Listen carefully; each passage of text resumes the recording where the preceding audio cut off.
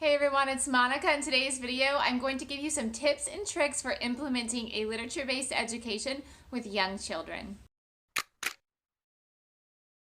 Step number 1, if you don't know what a literature-based education is, fast forward to the end of this video and watch the video on a literature-based education. Step number 2, if you know what a literature-based education is and you have been trying to implement it, you may have had some problems, especially if you have young children or children that have recently come out of the public school system. The problem that both of these groups have, both young children and children that come out of the public school system, no matter what age, is that they may not be really good at reading yet. It may still be kind of hard for them. For those kids coming out of the public school system, you may have thought that their teachers taught them to read. They were doing really well in first grade. I actually have heard the story a lot, but by second and third grade, they start to have problems. And this is because in a lot of public schools, they really don't teach very much phonics. The very absolute basics of phonics, yes, but usually beyond that, not so much. If you listen to your child read out loud and your child is guessing a lot, that is a sign that your child doesn't really have the tools to sound out those words. The first step to teaching your child the tools they need to read, or phonics, is to teach yourself. So you need to get a book called The Logic of English, and you need to read it, and then bit by bit, when your child reads aloud, which your child should probably do every day, if they are still at that point where reading is not easy for them, I would recommend that you aim for having your child read out loud every day, even if it's just 5 or 10 minutes. As your child makes mistakes or as your child guesses on things, you will hone in on some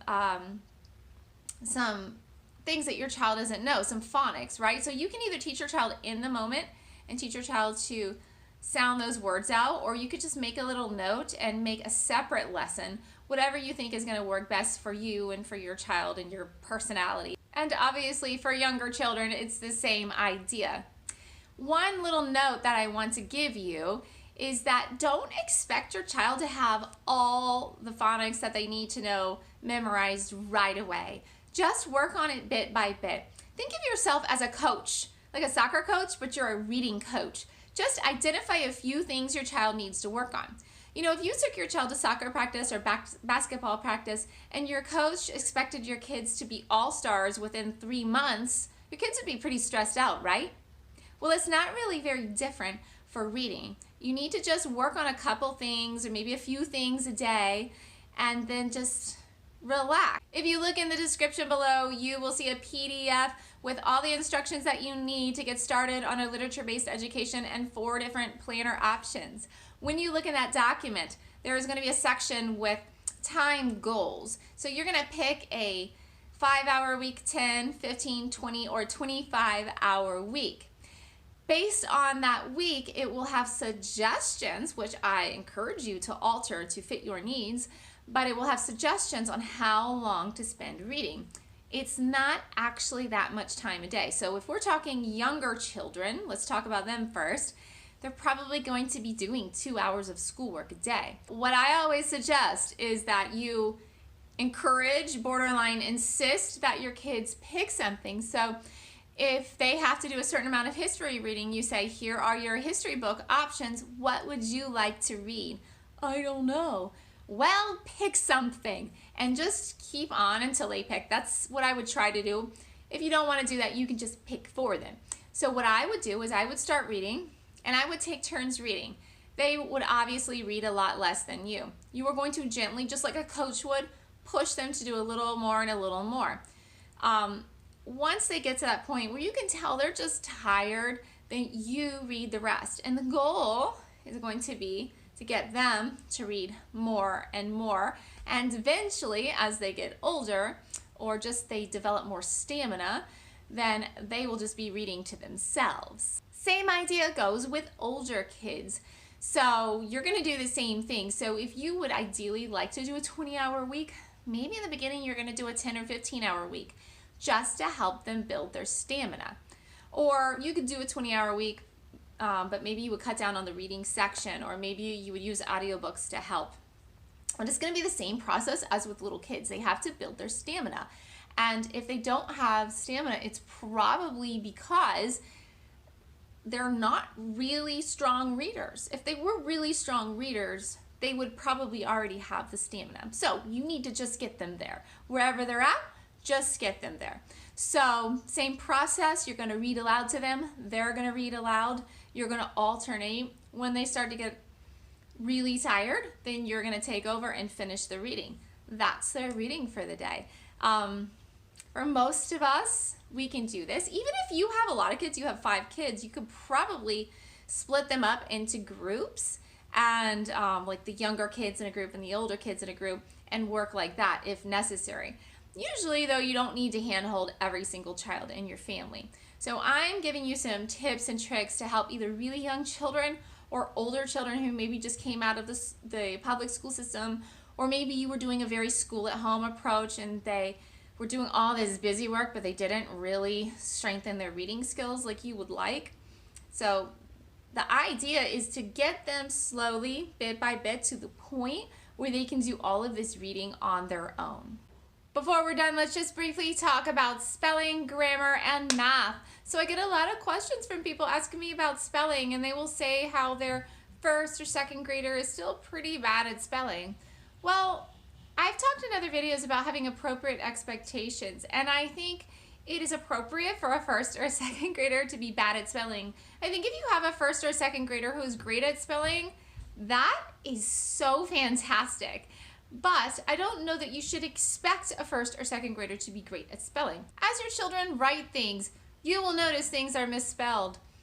You can do a couple of things. What I did for years, it worked really well, is I made a spelling list based off of all of their misspelled words from the things that they wrote. So I got a cheap composition book from the 99-cent store or the dollar store. And in the back of it, I made a master list of all the misspelled words, and there were a lot of them. And every week, I made a list of 10 words. I gave the list to my child, and I said, here, memorize it. They worked on it. I tested them. Whatever they missed, they had to write out 10 times.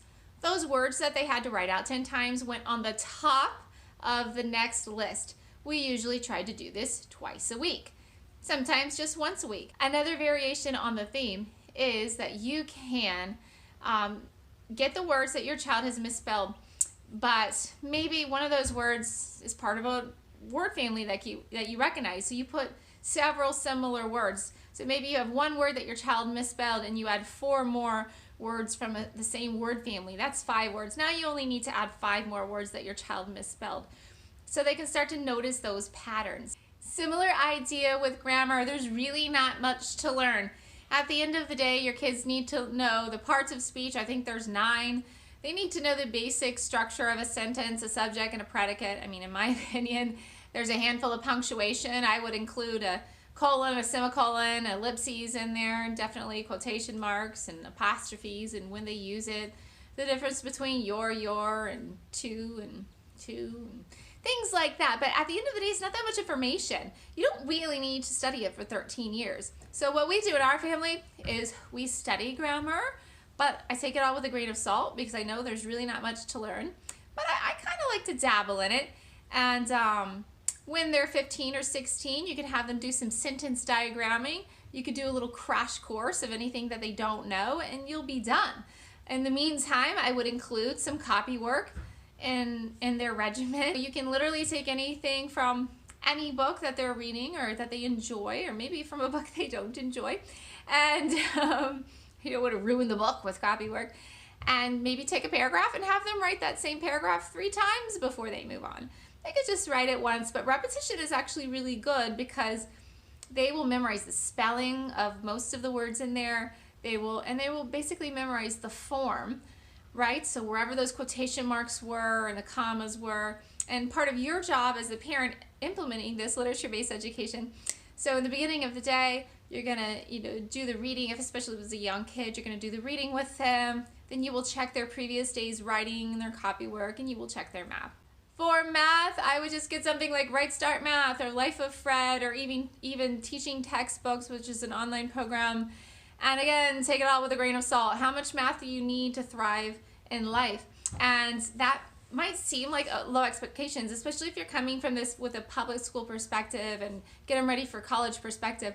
I'm coming from this from the perspective of prepare my kids to thrive in life. And there's a lot that they don't teach in school that I actually spend my time teaching, that they don't test on. It's not part of standardized tests, like learning about stocks and learning about investing and basic philosophy and law. They don't test on those things, but in my opinion, they're very important. So again, with math, what do they really need? They need to know those basics. They need to be able to figure out a tip. They need to understand percentages and fractions pretty well so they can understand loans and interests and things like that. But everything else they don't need. But any kid who has an aptitude will obviously do well, and you will obviously encourage that, and they will probably go on to be an engineer or a rocket scientist. I hope this video was helpful. If you like it, please click thumbs up. If you have any input or comments or opinions, please tell me in the comments below. If you would like to see more videos like this, please click subscribe and the notification bell next to it. In the meantime, happy homeschooling and have a great day.